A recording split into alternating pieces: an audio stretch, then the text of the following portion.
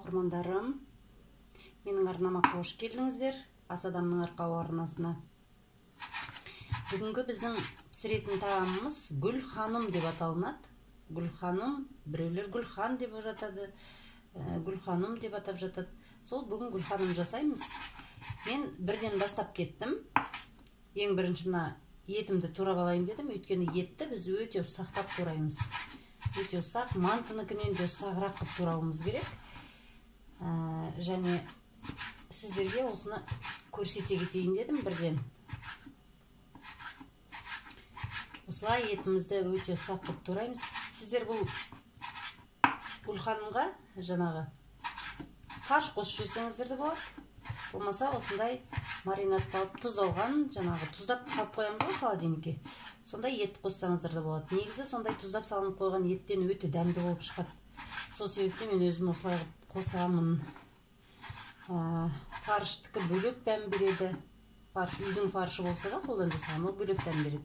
Ал мына тұзды алып кәдімгідей холодильникке салынып қойған еттен мүлдем басқаша дәм беріледі. Міне тураған кезде мынадай ұсақтап бітіп аласыздар. Өте ұсақ қып турайсыздар. Сіздерге көрініп тұр ма, көрінбей тұр ма білмеймін. Міне негізі мынадай ұсақ қып турайсыздар ғой.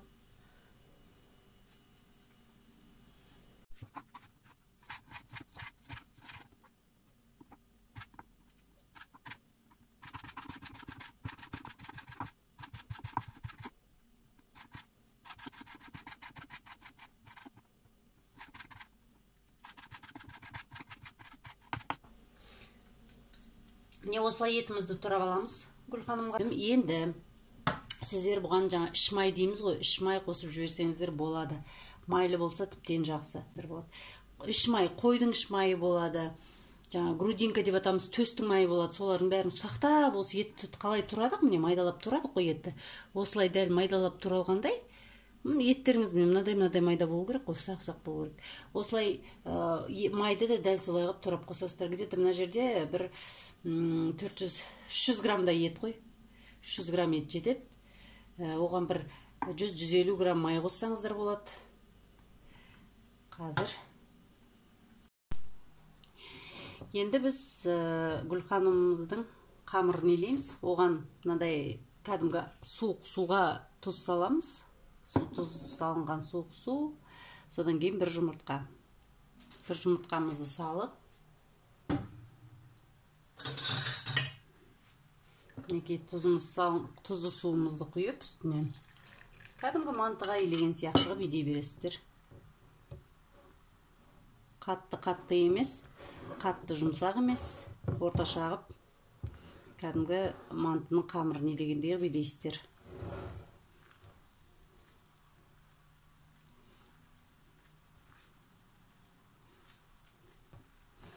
Суларыңыз жетпесе тағы да су қосасыздар. Ондарыңызды өздеріңіздің адам санына қарай жасайсыздар ғой, соған қарай. Қаншалықты ұнмен илейсіздер, қамырларыңызды соған байланысты суларыңызды қоса бересіздер. Тұзды су, бір жұмыртқа, соған илей бересіздер. Мен 2 жайымнан илеймін. Кішірек, қатты үлкен емес, қатты кіші емес, орташа 2 жайымнан илеймін.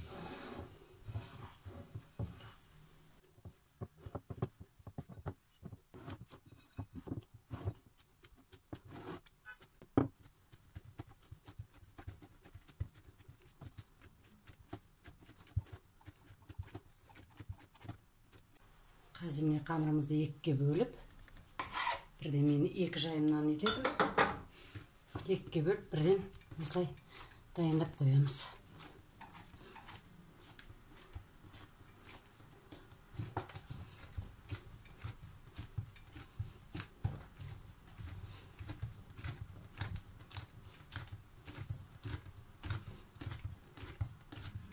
Мінекей осылай илеп қамырымызды. Осылай жауып, тындырып қоямыз. Енді қамырдан кейін Гүлханымыздың картошкасын турап қоямыз. Оған жаңағы көлемі қандай болатынын көрсетейін сіздерге. Осындай жұқа-жұқа қылып кесіп аласыздар. Жұқа-жұқа. осындай ұсақтаймыз. Өте ұсақ болу керек. Суын шығармайсыздар. Обычно манты жасаған кезде кейде суын шығарып тастайтын едік. Суын шығармайсыздар міне. Сонда біздің картопымыздың ұсақтығы міне мынадай болады. Осындай ұсақ қыласыздар. Мантыныкінен өте ұсақ болады. Міне осылай дәл осындай әдіспен барлық картопымызды турап шығамыз. Көлемі мынандай үлкенірек картошкадан, көлемі үлкенірек картоптан бір 6, кішірек болса 7 картошка жетеді. 1-1,5 килограмм картопқа.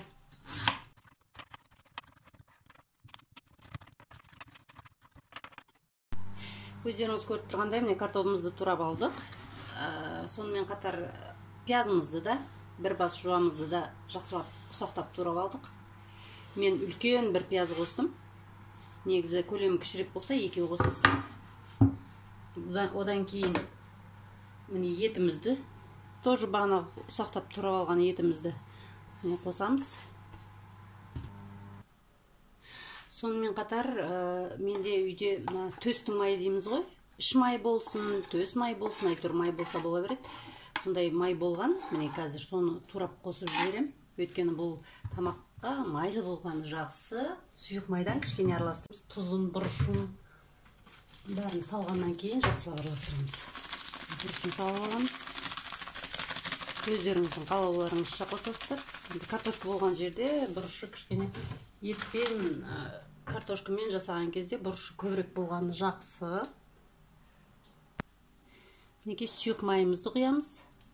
Жаңа майымызды қостық, енді сұйық майдан да кішкене қосып жіберуіміз керек. Майлы болғаны дәмді болады, майлы болса. Міне бәрін осылай араластырып алдық. Етімізді де, картопымызды да, жаңағы мына жерде майы да, жаңағы бәрі біркелкі, жеткілікті. Енді етін көбірек қоссаңыз өздеріңіз білесіздер. Етін көбірек қоссаңыздар да бола береді. Бірақ мен айтып өткем, алдында жаңағы картоппен ұнайды, балаларыма да ұнайды. Сондықтан мен бұл жерде картопымен етін бәрін теңдей қосып отырмын. Майы бар, жаңағы өте дәмді болып шығады. Бұрышын дәл осыған жаңағы көк пияз, жүсай қоссаңыздар да болады. Бұл жерде енді қатып қалған не жоқ, қағида жоқ. Өздеріңіз қалай қалайсыздар, қалай қосқыларыңыз келеді, соның бәрін өздеріңіз қоса бересіздер. Енді қазір қамырын жайып, содан кейін сіздерге соны да ары қаратай көрсетемін. Қамырымызды жайып алдық. Енді осыны былай әдістермен осындай, кәдімгі мантыға жасаймыз ғой, сол сияқты осылай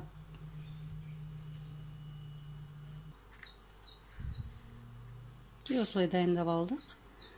Енді осыны осы қамырымызды қазір кесеміз. Қамырымызды кәдімгі манты жасаған кезде осыншалық қылып кесеміз ғой, орап алғаннан кейін. Бұл жерде мынадай жіңішке қыламыз. Пельменге кескен сияқты қылып, не осылай жіңішке қылып кесеміз. Осындай жіңішке қылып кесіп шығамыз. Сонда біздің қамырымыз, міне, ашқанда бұлай болады.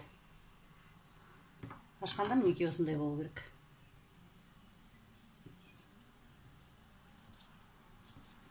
Мантыныкі бұдан жалпақ болады. Мына кішкене жіңішкелеу келеді мантыныкіне. Осылай кесіп аламыз. Мынандай шетін кесіп алып тастаймыз. Біркелкі, жаңағыдай әдемі болып түсу үшін. Сонымен қамырымызды кесіп, бәрін дайындап алдық. Сәйіміз дайын, бағана дайындап қойған. Біз енді осы қамырымыз, міне жаңа айттым ғой, мынандай жіңішке қылып кесіп аламыз деп. Кесіп алдық бәрін. Ашқан кезде міне осындай болып тұрады. Енді осы қамырымыздың ішіне жаңағы сәйімізді саламыз. Дайын сәйімізді мынадай көлемде өздеріңіз қалауларыңызша. Майы да бар, еті де бар, ішінде жаңағы сұйық майдан да кішкене қостық, тұзын, бұрышын бәрін салдық, іш май қостық, өте дәмді болып шығады. Сондықтан міндетті түрде сіздер жасап көріңіздер. Мүмкін білетіндер де шығарсыздар, бірақ әркім негізі әрқалай жасайды ғой. Бір мантының өзін, мысалы үшін, әркім әрқалай жасайды. Біреу бір түрлі жасайды, біреу бір түрлі жасайды дегендей. Мінекей осындай әдіспен түйіп шығамыз. Ортасын былай жабыстырасыздар. Бұны Гүлхан деп мен атаймын. Негізі Гүлханым деп аталады екен аты. Бірақ Гүлхан деген өзіне жарасады. Гүлхан деп осылай атаймыз. Мінекей шетін былай бүйтіп жабыстырып аласыздар дағыны. Былай басын шығарып, мінекей орай бересіздер. Былай орай бересіздер. Қалған қамырды мінекей қаншалықты ұзын қылып созсаңыздар, көлемі соншалықты үлкен болады. Жалпақ етіп ұзын қылып жайсаңыздар, қамырларыңызды ұзын, жалпақ, үлкен, жаңағы Гүлханым пайда болады, жасалынады.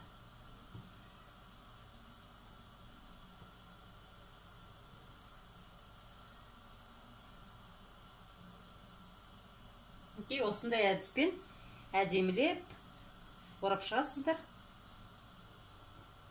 Сонда сіздердің Гүлханымдарыңыз міне мынадай болып шығады. Мінекей. Осындай қылып әдемі қылып түйіп шығасыздар.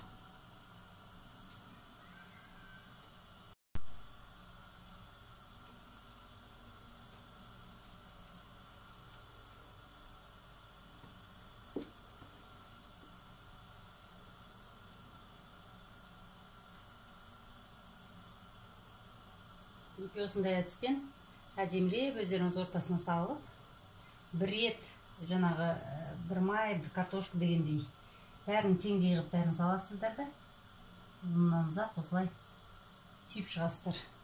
Түйген кезде екі жанын жабыстыра бересіздер, былай аласыздар да жабыстыра бересіздер, болды.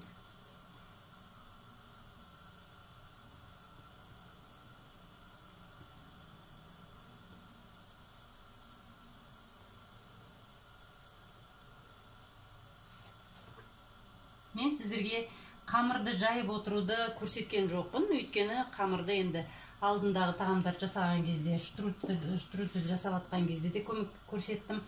Сондықтан бұл жолы енді оны қайтып көрсетіп отырмайын дедім. Дәл солай қылып жая бересіздер. Қамыр жаю бірдей, өздеріңіз білесіздер. Кесу жолын ғана көрсеттім. Жаю бірдей, кесу ғана. Мантының қамырын қалай қылып жаясыздар, қаншалықты қалыңдықта жаясыздар, тура сондай бұл да.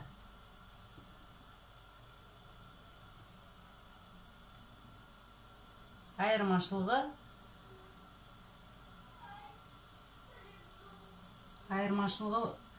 осы кесуінде. Пельмен жасаймыз ғой, тұшпара. Сол кезде кескен сияқты жіңішкелігі сондай қылып аласыздар. Ол кезде біз квадрат қылып, 4 бұрышты қылып тағы да кесеміз ортасынан. Ал бұл жерде кеспейміз, солай қалдырамыз. Осындай әдіспен әдемілеп жалғастырып бәрін түйе береміз. Біткенше соңына дейін.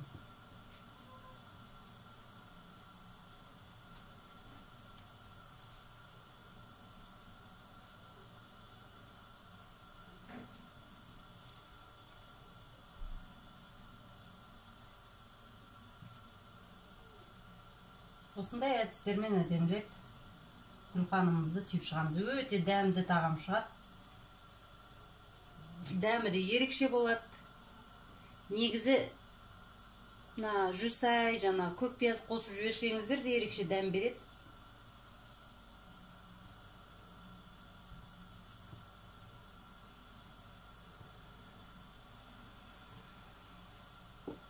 Мынандай шет жақтары қамырыңыздың жіңішке болса, осылай әдіспен қайырып жіберсеңіздер де болады.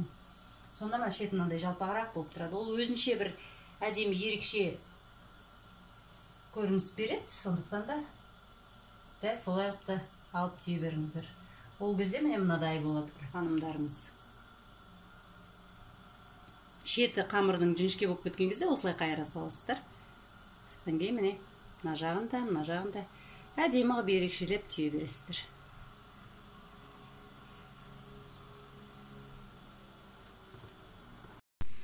Мінекей өздеріңіз көріп тұрғандай, Гүлханымымызды осылай әдемілеп түйіп алдық. 4 табақын бірдей толтырып түйіп дайындап қойдым. Енді осыны кәдімгі мантыны пісіргендей қайнап тұрған суға 45 минутта пісіріп аламыз. Одан кейін піскен кезде көрсетемін сіздерге.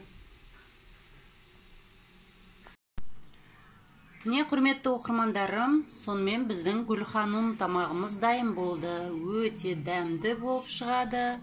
Қараңыздар, бетіне май жақсаңыздар да болады. Соевый соус дейміз. Сонымен қосымша неше түрлі кобралармен, қалауларыңызша мантыны қалай жейсіздер, дәл солай қылып жесеңіздер болады. Мінекей, мына жерде байқасаңыздар, мен әртүрлі қылып түйдім. Міне, мынадай түріміз бар, мынадай бар, жаңағыдай, мынадай домалақ. Мінекей, негізі Гүлханым деген осы, міне, осылай домалақ қылып түйеміз. Мінекей, өте дәмді болып шығады. Міндетті түрде жасап көріңіздер. Қазір мінекей ортасын кесіп көрсетейін сіздерге.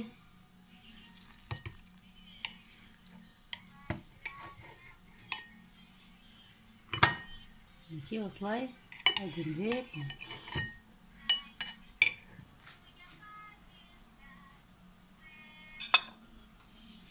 Өздеріңіз көріп тұрғандай, біздің Гүлханымымыз міне осындай бұл әдемі болып шығады. Қамырдың жұқалығын өздеріңіз қараңыздар. Мінекей, бір келкі қылып жайылған. Ішінде жағы етіміз де, майымыз да, картошкамыз да бәрі бірдей. Міндетті түрде жасап көріңіздер. Сондай дәмді тағам, сүйкімді, әдемі. Жеген кезде де сондай дәмді болады. Сочный, мінекей, құрғақ болмайды. Өте дәмді. Ішіндегі жаңағы еттің майы мен бәрімен сондай дәмді болып шығады. Астарыңыз дәмді болсын, ұнаса лайк басып, комментарий жазып, каналыма тіркеліп кетіңіздер. Рахмет, тыңдағандарыңызға. Ас болсын.